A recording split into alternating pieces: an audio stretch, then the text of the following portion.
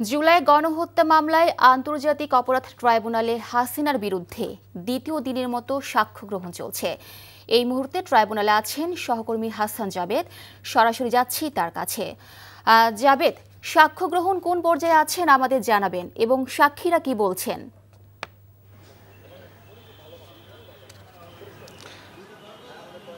মিলি, আজকে সকাল 11:35 আন্তর্জাতিক অপরাধ ট্রাইব্যুনাল 1-এ শেখ হাসিনা সহ 3 জন আসামির বিরুদ্ধে যে দ্বিতীয় সাক্ষী আজকে সকাল 11:35-এ শুরু হয়। এখনও দ্বিতীয় সাক্ষী সাক্ষ্য শেষ করেছেন, এখন জেরা করছেন আসামি পক্ষের আইনজীবী, রাষ্ট্রনিযুক্ত যে আসামি পক্ষের আইনজীবী, এবং সাক্ষী তার সাক্ষ্যে আবদুল্লাহ আল ইমরান, যিনি ঢাকা কলেজে দর্শন বিভাগের মাস্টার্সে পড়ছেন, তিনি বলেছেন যে 19 জুলাই তিনি বিজয়নগরে পুলিশের গুলিতে তার বাম পায়ের হাঁটুর নিচ থেকে গোড়ালি পর্যন্ত বিধ্বস্ত হয়ে যায় এবং তিনি কিন্তু আসলে পঙ্গু হাসপাতালে চিকিৎসা নিচ্ছেন। এখন গত 11 মাসে তার মোট 25টি অপারেশন হয়েছে, এখনও কিন্তু পুরোপুরি সুস্থ হন এবং এই পা পুরোপুরি সুস্থ হবেও না, তিনি যেটি জানিয়েছেন। এবং ওই সময় যে ট্রিটমেন্ট ঠিকমতো পায়নি সেটাও তিনি আদালতকে জানিয়েছেন তার সাক্ষ্যে। এবং প্রধানমন্ত্রী সাবেক শেখ হাসিনা নিটোরে পঙ্গু হাসপাতালে যে আহতদের দেখতে গিয়েছিলেন, সেখানে তিনি হেল্প ডেস্কে তাদেরকে দেখে যাওয়ার সময় হেল্প ডেস্কে নাকি বলেছিলেন যে নো ট্রিটমেন্ট নো রিলিজ।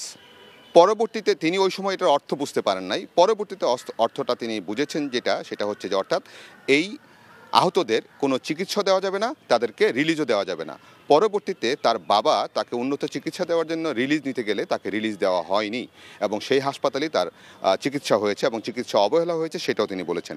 এখন রাষ্ট্রনিযুক্ত আসামি পক্ষের যে আইনজীবী, তিনি তাকে জেরা করছেন এবং জেরাতে যেটা বলছেন যে এই ছাত্রটিকে জেরাতে বলছেন যে আপনি ভিন্ন রাজনৈতিক মতাদর্শে বিশ্বাসী বলেই শেখ হাসিনা এবং আসাদুজ্জামান খান কামালের বিরুদ্ধে অসত্য এই সাক্ষ্য দিয়েছেন। তিনি বলেছেন না, এটা সত্য নয়, অর্থাৎ তিনি যা সাক্ষ্য দিয়েছেন সব জেনে শুনে সাক্ষ্য দিয়েছেন। এবং তিনি এটাও বলেছেন যে মোবাইলের মাধ্যমে তিনি দেখেছেন সে সময় স্বরাষ্ট্রমন্ত্রী আসাদুজ্জামান খান কামালকে একটি ভিডিও ক্লিপ দেখিয়ে একজন পুলিশ কর্মকর্তা বলছেন যে স্যার, একজনকে গুলি করলে একজনই মারা যায়, একজনই যায়, বাকিরা যায় না।